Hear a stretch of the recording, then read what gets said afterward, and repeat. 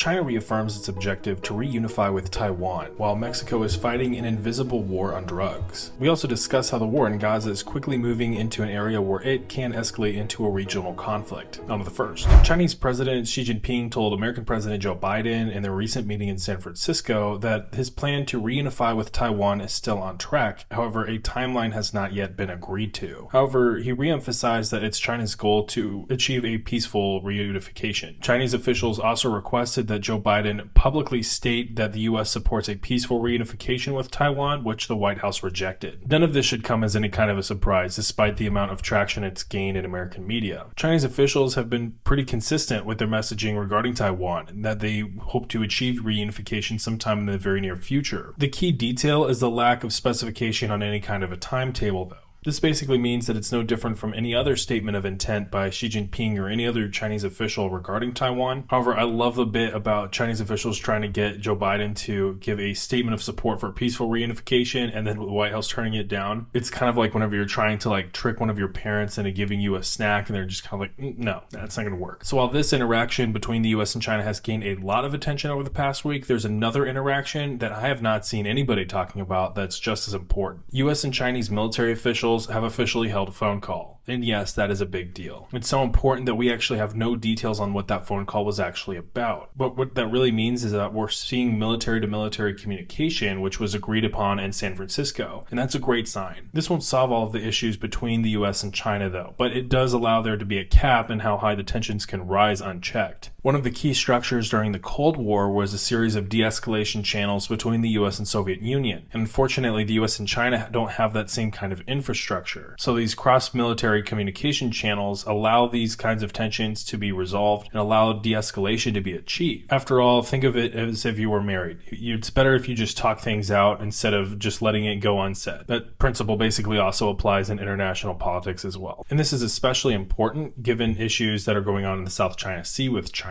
Speaking of which, Chinese Foreign Minister Wang Yi stated that China will continue to apply pressure on the Philippines in the South China Sea. Wang warned that China will resolutely defend its interests in the South China Sea and warn the Philippines from any kind of miscalculation. China has already mobilized its Navy and its Coast Guard to disrupt Philippine resupply missions. The Philippines, along with Vietnam, Malaysia, Taiwan, and Brunei, all have competing claims to islands throughout the South China Sea, pitting them all at odds with China. And with tensions rising between China and the Philippines, China's accused the Philippines of reneging on promises and deliberately escalating tensions. Meanwhile, the Philippine military has experienced increased levels of aggression from the Chinese Navy, including the use of water cannons and military-grade lasers, which, imagine getting hit with a military-grade laser. That would give you actually a headache.